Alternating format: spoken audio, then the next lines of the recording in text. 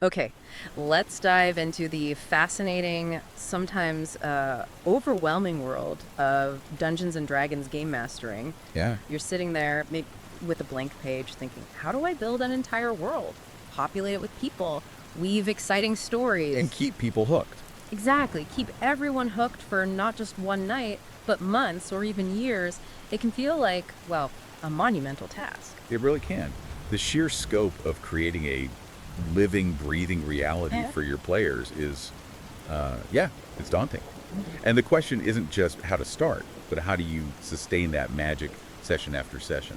Absolutely. So for this deep dive, we gathered up a stack of wisdom straight from the community, discussions happening right now in online forums, D&D Deep groups. practical stuff. Yeah, practical insights, surprising shortcuts, and just different perspectives on tackling these very challenges. We've looked at quick world building approaches, how to make those non-player characters unforgettable, strategies for campaign design, villains, and even, brass tacks advice for running combat and keeping the long game alive.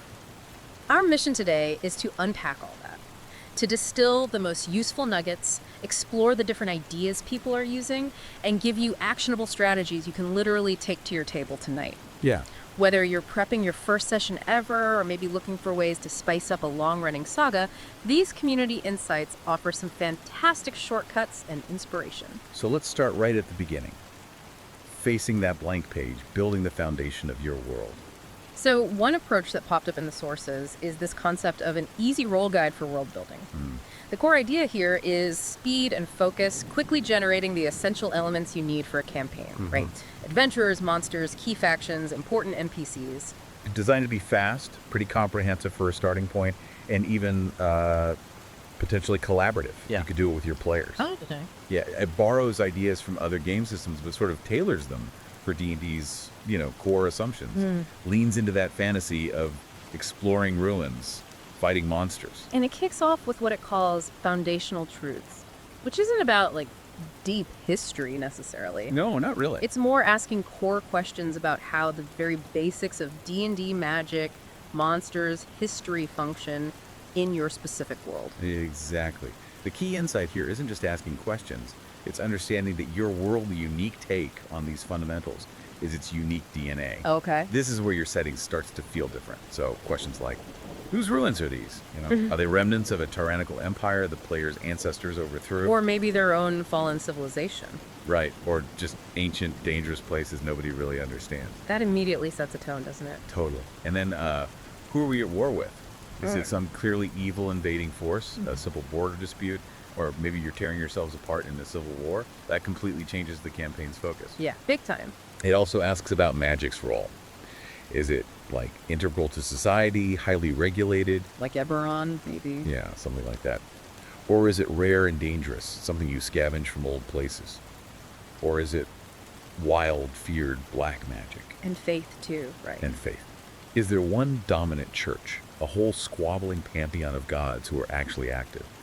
Or are the gods silent, maybe even gone? And the spooky stuff, where do undead come from? A powerful necromancer. Souls that can't rest. Some weird plague. Okay. And monsters. Ancient magical experiments gone wrong. A past catastrophe unleashed them. Or are they just, part of a wilder, untamed world that's always been there? Right. And finally, the big one. The cosmic question. Do we know of other worlds? Are other planes well understood, places you can visit? Or just blurry legends. Yeah, glimpse through dangerous rituals. Or is this world believed to be the only one that exists? So the guide gives examples for these, maybe on a spectrum like law versus chaos. Right, but they're just prompts, really. The value is getting you thinking about the underlying logic of your world. Makes sense. So once you have those foundational ideas simmering, Then you start structuring the geography. Countries and regions. Countries are mostly defined by their culture and laws. and you can grab quick identifiers, maybe roll or choose a national character trait like stoic or greedy, pick a core virtue like honor or hard work. Just enough for flavor, yeah. Right. And then the regions are the building blocks. That's the on-the-ground reality the players actually interact with. The guide suggests 4 basic types. Okay, what are they? First, cities. They're the hubs, power, trade, civilization. One crime, always crime. And crime, definitely. So you figure out what makes this city unique. Famous for an arcane university, a massive bazaar, gladiatorial arena. Who's in charge? What are the people like? The dangers. Exactly. Then the heartlands, the agricultural core, the breadbasket, what do they produce? Yeah. Wheat, cattle, who owns the land, what are the simple folk like, what threatens their peace? Okay, so cities, heartlands. Hinterlands. These are the wild, unsettled areas within your borders. What's the terrain? Dark woods, flooded swamps, cursed badlands. What's valuable out there? Furs, gems, rare herbs. Right. Who's supposedly in charge of taming it? What are the people living there really like? And what dangers lurk in those wilds? And the last one. The marches. The borderlands. Who lives in these tense areas? Garrisons. Smugglers. Nomadic tribes. Who leads them? What are the people like? And the crucial question. What lies beyond the border? A hostile empire. A cursed land. A gateway to another world. Or maybe? Nobody knows. Wow, okay. And the guide stresses these are just starting points. Totally. Just jumping off points. You can literally just sketch it out, draw some blobs, label them. It's about getting ideas down fast, not perfect map making. Now, it's worth mentioning that the discussion around this easy roll guide wasn't universally positive. No, that's true. Some users, quite rightly, pointed out that certain terms or concepts, like framing hinterlands as needing taming or aligning chaos with wild places, Yeah. could echo some potentially problematic historical stuff. Colonialism, civilization versus savagery tropes. Okay. And how did that play out?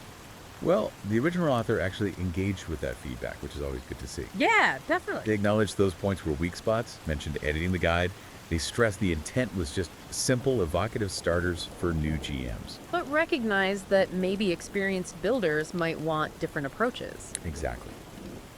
Recognize that playing against stereotypes or using more abstract design principles, like someone else suggested, combining ethos, objective, method, can lead to richer, less problematic worlds. It really highlights that broader point, though, doesn't it? That geography, however you map it out, deeply impacts culture and attitude. Oh, absolutely.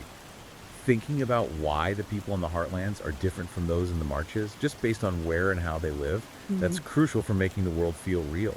Okay, so you've got your world sketched out, some foundational ideas, but who lives there? Because the people are just as crucial as the places, right? Oh, totally. Well, Let's talk NPCs. Non-player characters. How do you make them memorable? NPCs are the lifeblood of your game, honestly. They give quests, share secrets, become allies, or hated foes. The world feels empty without them. Exactly. It doesn't feel alive. So one simple, really actionable recipe that came up is focusing on just 3 things.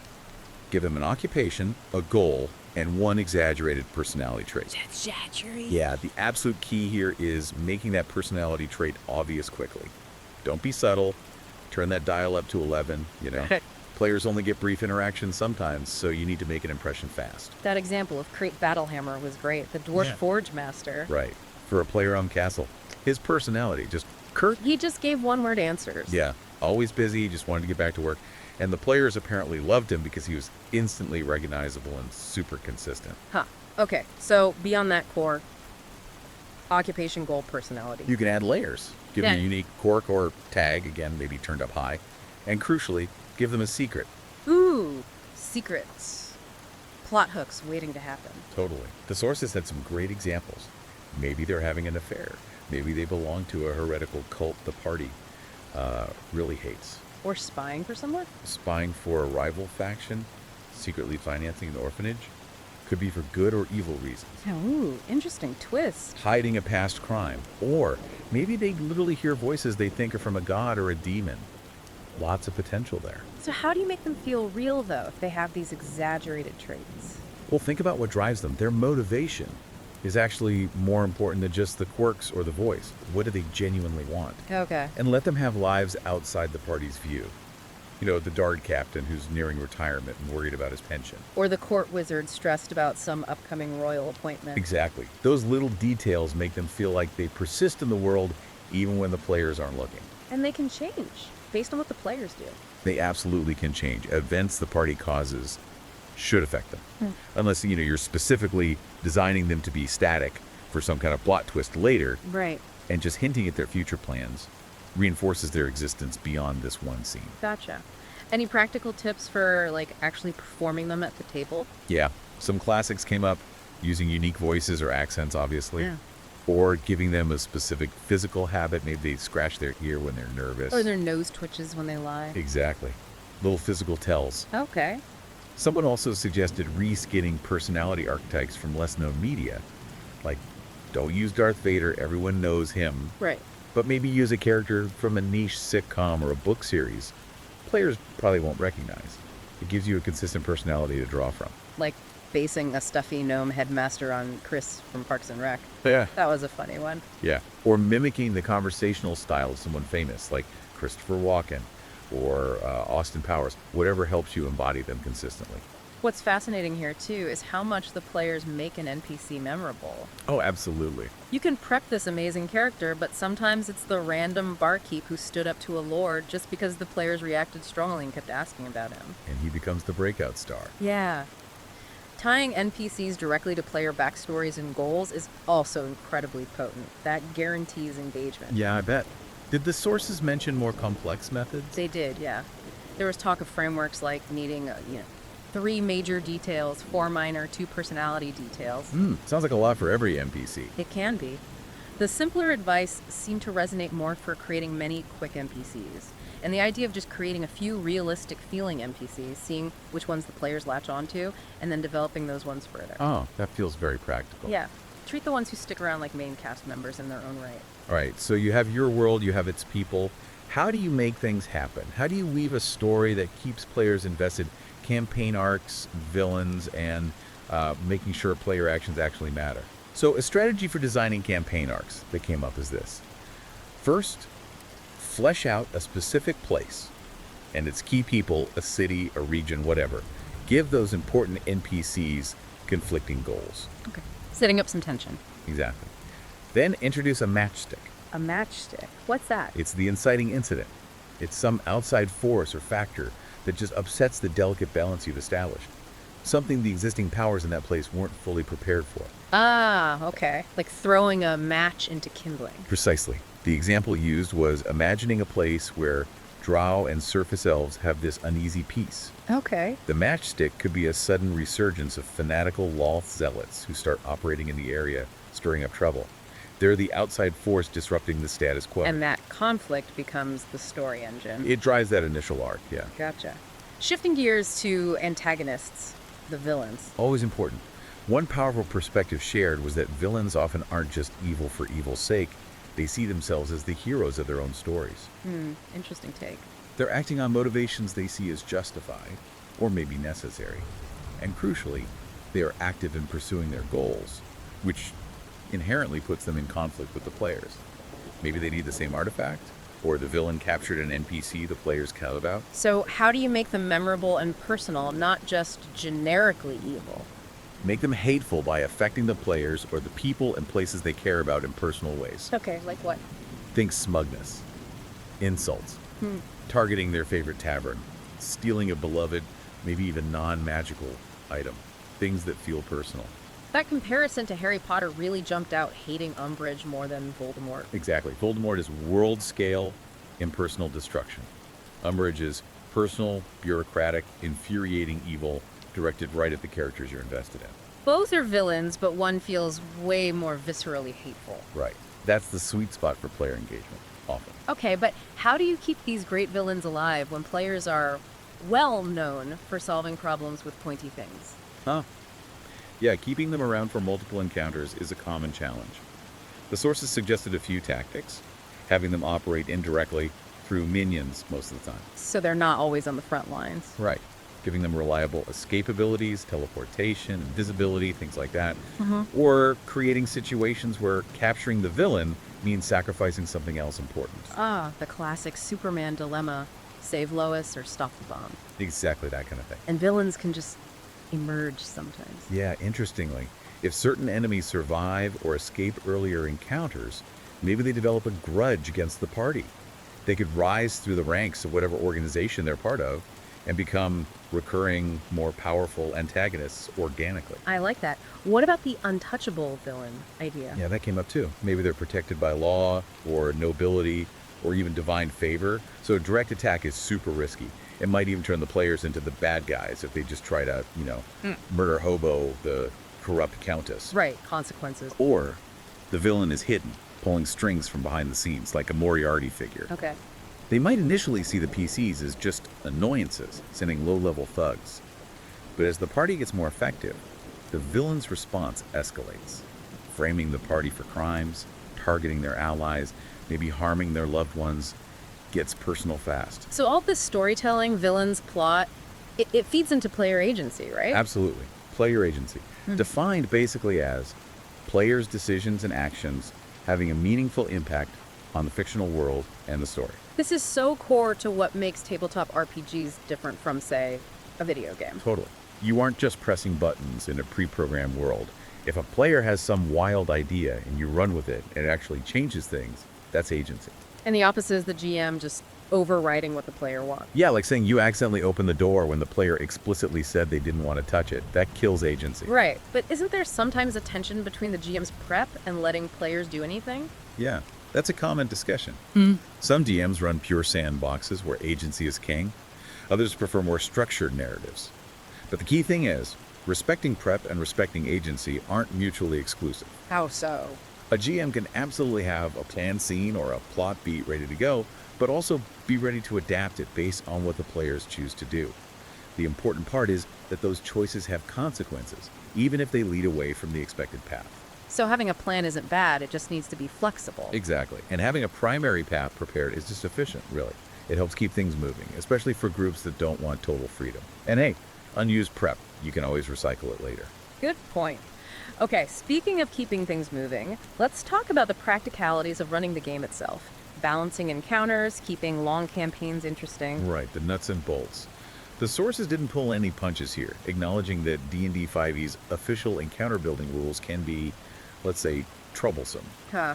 Yeah, I've heard that. Most experienced GMs develop their own feel for it over time. But there was some solid advice, especially for low levels. Okay, what works early on? Characters are so fragile then. Super fragile.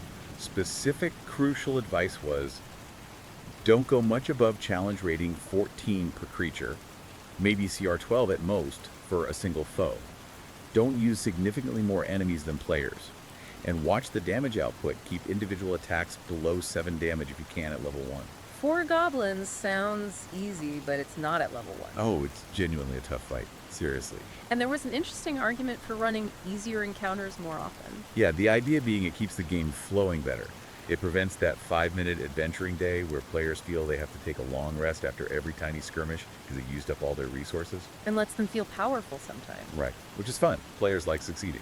So how do you manage difficulty if the rules are tricky? A super popular technique discussed is playing with the dials during combat. Playing with the dials. Yeah. It means you, as the GM, are ready to subtly adjust things on the fly.